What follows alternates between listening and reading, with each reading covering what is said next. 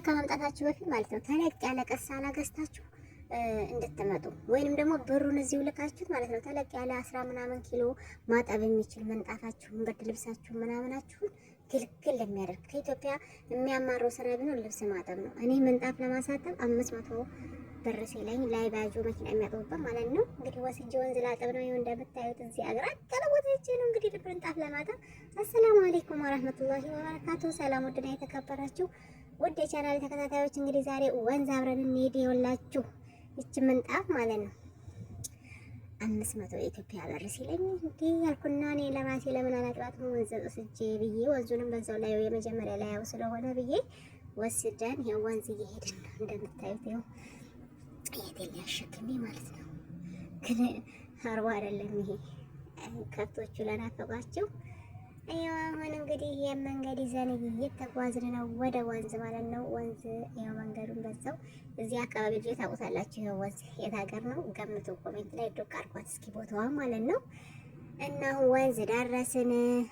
ለመምቻ ሸራ ምናምን ስላልያዝን ትልቅ ለምጥ ድንጋይ ይሄ ትልቁ ድንጋይ ያለበት ነው እየፈለግን ነው። ወንዙ ኢንሻአላህ ያምራል። እሺ እንደምታዩት ከዛ እየፈለግን ወንዞቹን አለፍ አለፍ እያልን እየሄድን ነው። አሁን የሆነ ድንጋይ ተናልና ወደዛ እንሻገር ነው። ውሃው እንደምታዩ ጥርት ብሏል። ያው ክረምት የተወሰነ ዝናብ ስላለ አጣጥቦታል። ያው ብዙም ባይባልም ዝናቡ ግን ወንዙን አጣጥቦታል። ለቹ ኢንሻአላህ እኔ መሰላደር እኮ ነው ያለ። አሁን ይኸው እዚህ ከደረስን ድንጋይ ይልና ነከር ነው ውሃው ውስጥ ማለት ነው። እንደዚህ አድርገን አሁን ከውሃ ወጣሁኝ እንትና እዚህ ጋር እንደዚህ ዘረጋሁ ማለት ነው። 500 ብር ቀላል አይደል? እንዲያከፍልም ትላላችሁ እዛ ያላችሁ ለእናንተ ቀላል ነው። ኢትዮጵያ ላይ ስትመጡ ግን 500 ብር 500 ጉርጓር ትሸፍንላችኋለች ትሞላላችኋለች።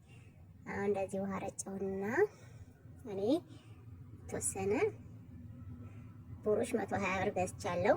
ለሌላ ለጫባ ምናምን ይሆነኛል። አጃክስ 25 ብር 20 ብር ደግሞ ኦሞ ገዝተናል።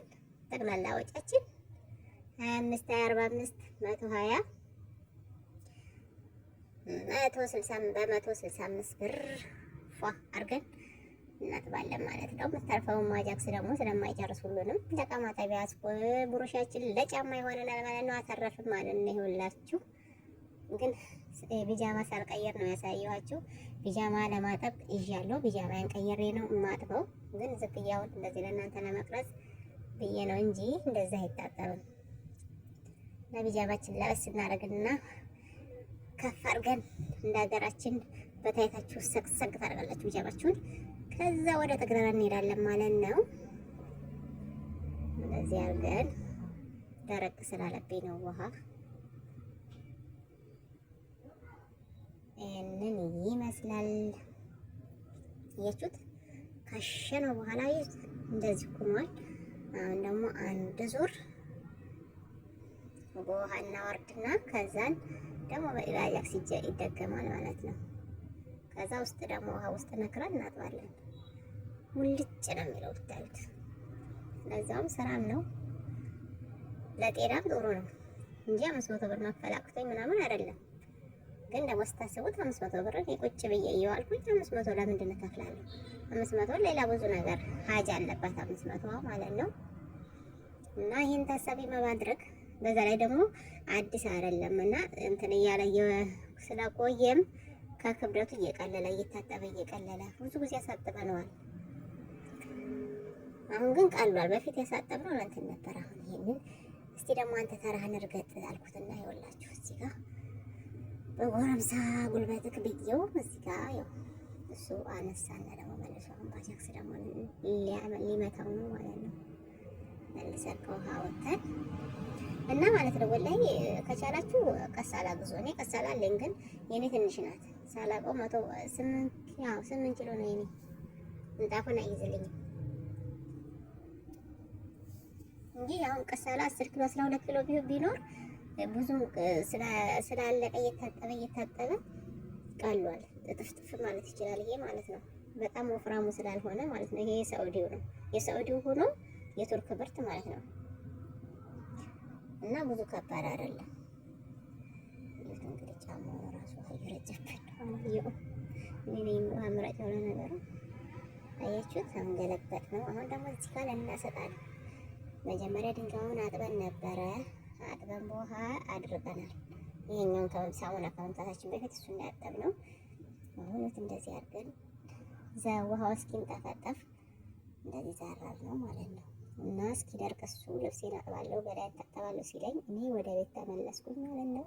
ካሰጣነው በኋላ ዘና ብዬ ውሃው መንጠፍጠፍ ስላለበት ይሄ ውሃው ካልተንጠፈጠፈ በጣም ከባድ ነው፣ ለመሸከምም ስለሚከብድ ውሃው መንጠፍጠፍ አለበት። እኔ እየሄድኩ ነው፣ ወደ ቤት እየተመለስኩ ነው ብቻዬን ማለት ነው። አያችሁት?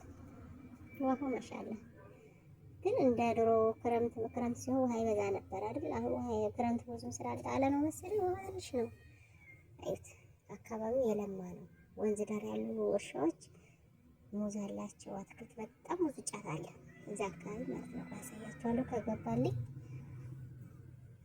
እና ያችሁት እንደምታዩት እዚህ ጋር አቀበት ነው። ወላሂ ግን ከዚህ ነው የምታዩት ውሃ እንደተሸከሙ ውሃ የሚያመላልሱት ማለት ነው። ይሄት ቀጥልና ቀጥኔ እንኳን ይቺን መንገድ ስለሄድኳት ማለት ነው ምንም ነገር ሳልይዝ ማለት ነው ወላሂ ስትራፖ ይዞኛል። ይሄት ይሄት እዚህ ማለት ነው አረንጓዴ የምታዩት ማለት ነው።